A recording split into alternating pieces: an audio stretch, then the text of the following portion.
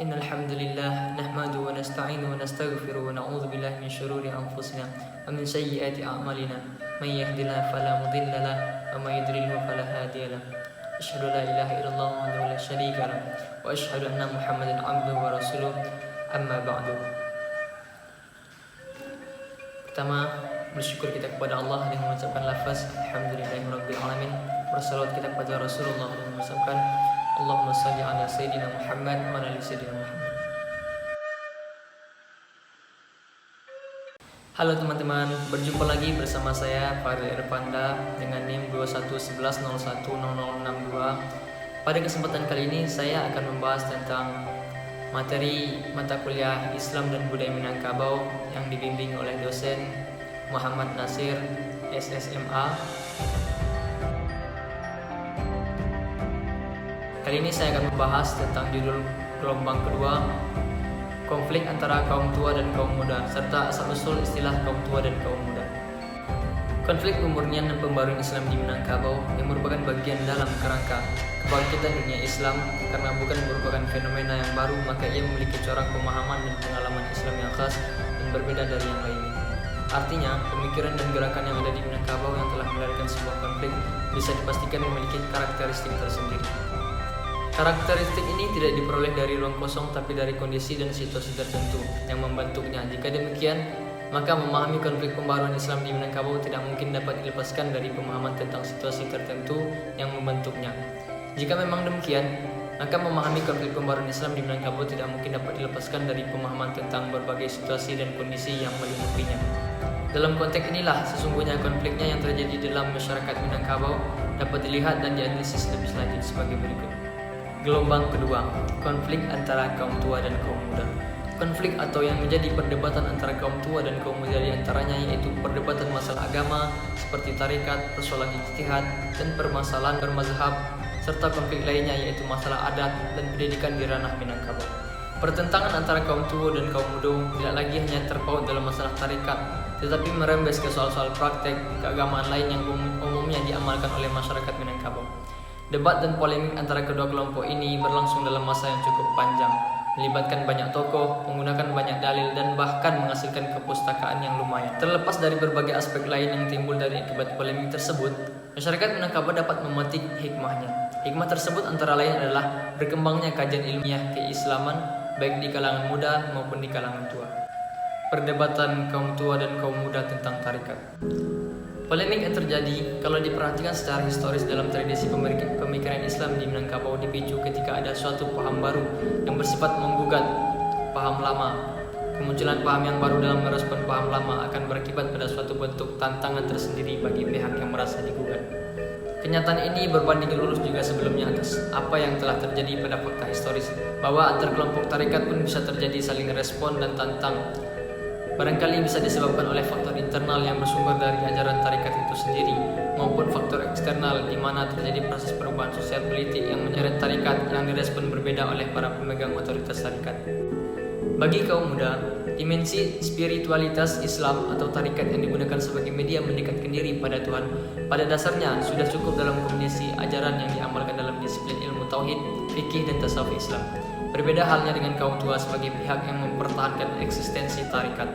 Faktor-faktor yang melatar belakangi terjadi suatu tantangan respon dari kaum muda dalam menolak dan menentang institusi dan praktik tarikat ini didasarkan pada sikap atau faktor semangat orientalisme dalam menilai segala bentuk ajaran Islam yang harus didukung oleh sumber yang jelas dalam petunjuk Al-Quran dan Hadis. Berhubung tarikat dan segala varian dan kaifiat amalannya tidak berdasar atau tidak ada sumbernya dalam nas, maka eksistensinya harus ditolak dan ditentang. Sedangkan menurut kaum tua, praktik amaliyah yang dihasilkan melalui muatan ajaran dari institusi tarikat yang lebih penting adalah nilai tujuannya yang bisa berfungsi dalam perbaikan moralitas dan akhlak yang bisa menambah kedekatan kepada Allah. Oleh sebab itu, salah satu yang termasuk faktor yang menyebabkan terjadinya tantangan dan respon adalah perbedaan perspektif yang berdasar pada ajaran tarikat. Menurut kaum muda terhadap tarikat ialah ajaran tarikat sangat bersifat jumud dan kolot sehingga tidak bisa berpikiran modern. Sementara bagi kaum tua yang tetap bersikukuh mempertahankan tarikat, yaitu karena didasarkan bahwa tarikat adalah sudah menjadi bagian atau salah satu pilar selain mazhab Syafi'i dan adat dalam struktur kesadaran keagamaan masyarakat Muslim Minangkabau. Oleh sebab itu, setiap bentuk pembaruan dan kritik dari kaum muda dalam menentang tarikat dianggap telah mengganggu dan menggoyahkan harmonisasi antara agama dan adat. Maka segala bentuk tantangan gerakan pembaruan kaum muda dalam menolak tarikat harus dilawan dan direspon. Asal-usul istilah kaum tua dan kaum muda. Definisi kaum tua. Secara umum, kaum tua boleh didefinisikan sebagai ulama-ulama tradisional yang berpegang kepada tradisi konservatif atau mempertahankan yang lama. Sesuai dengan pengertian konservatif, ulama-ulama ini sebagaimana biasanya cuma melihat sejarah atau masa lampau sebagai sumber inspirasi atau sesuatu yang harus dipertahankan. Di dalam banyak perkara, mereka lebih suka mengekalkan status quo, sesuatu amalan yang telah lama bertapak di dalam masyarakat. Kaum tua atau dikenali sebagai khalafi yang berpegang secara umum kepada mazhab Syafi'i berhasrat untuk memudahkan orang awam yang dirasakan kebanyakannya kurang mampu untuk mengikuti kaidah tersebut. Lalu mereka mempopulerkan cara taklid sebagai medium penyatuan dalam masyarakat dan ibadah. Selain menganugerahkan kemudahan buat masyarakat yang mayoritasnya tidak mempunyai kemampuan untuk mengkaji secara mendalam hingga ke tahap dalil bagi sesuatu ibadah. Definisi kaum muda. Sebenarnya, kaum muda ialah gelaran yang diberikan oleh ulama-ulama tradisional atau ulama-ulama kaum tua terhadap beberapa ulama di pantai barat tanah Melayu, Pulau Sumatera dan Mesir. Gelaran ini diberikan oleh ulama-ulama ini dikatakan mencoba membawa sesuatu ciri yang baru di dalam ajaran agama. Kaum muda merupakan istilah sekelompok ulama yang berpikiran modern dan progresif. Mereka tidak menerima pemahaman keagamaan sebagaimana kaum tradisionalis yang pro kepada taklid. Bagi mereka, pemahaman keagamaan bisa ditafsirkan dalam ruang ijtihad. Dari segi pengalaman keagamaan, mereka menghendaki adanya purifikasi ajaran yang sesuai dengan sumber Al-Quran dan Al-Sunnah. Kaum muda dicap juga sebagai Wahabi yang menginginkan seluruh masyarakat lebih selamat dan hampir kepada Al-Quran dan As-Sunnah, yaitu dengan cara membawa mereka kepada pegangan akidah dan ibadat yang dipaku dengan dalil sahih tanpa hanya terikat dan taklid kepada satu aliran atau pendapat saja. Ia satu niat yang amat baik dengan mengembalikan fungsi akal yang dikaruniakan Allah Subhanahu wa taala serta memurnikan ibadat dari rekaan-rekaan yang disangkakan boleh menghilangkan sasaran pahala yang diletakkan oleh Rasulullah sallallahu alaihi wasallam. Dampak terjadinya gelombang kedua. Terlepas dari berbagai aspek lain yang timbul dari akibat polemik tersebut, masyarakat Minangkabau dapat memetik hikmahnya.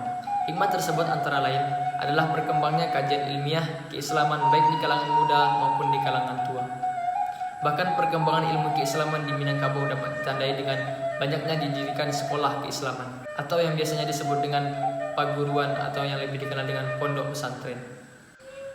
Dan dari segi adat pun Minangkabau dikenal juga adat yang disandingkan dengan syariat Islam, di mana semua aturan yang ada dalam adat istiadat di Minangkabau sudah diselaraskan dengan aturan ajaran Islam, sehingga di dalam Minang dikenal dengan adat bersandi syarak bersandi kitabullah. Jadi, kesimpulan dari materi kali ini yaitu pertentangan antara kaum tua dan kaum muda tidak lagi hanya terpaut ke dalam masalah tarikat, tetapi merembes ke soal-soal praktek keagamaan lain yang umumnya diamalkan oleh masyarakat Minangkabau. Debat dan polemik antara kedua kelompok ini berlangsung dalam masa yang cukup panjang, melibatkan banyak tokoh, menggunakan banyak dalil, dan bahkan menghasilkan kepustakaan yang lumayan. Terlepas dari berbagai aspek lain yang timbul dari akibat polemik tersebut, masyarakat Minangkabau dapat memetik hikmahnya. Hikmah tersebut antara lain adalah berkembangnya kajian ilmiah keislaman baik di kalangan kaum muda maupun di kalangan kaum tua. Itulah materi saya pada kesempatan kali ini. Kalau ada kata-kata saya yang salah dan kurang berkenan, mohon dimaafkan. Saya akhiri dengan Assalamualaikum warahmatullahi wabarakatuh. Jangan lupa like, comment, dan subscribe. See you in the next video.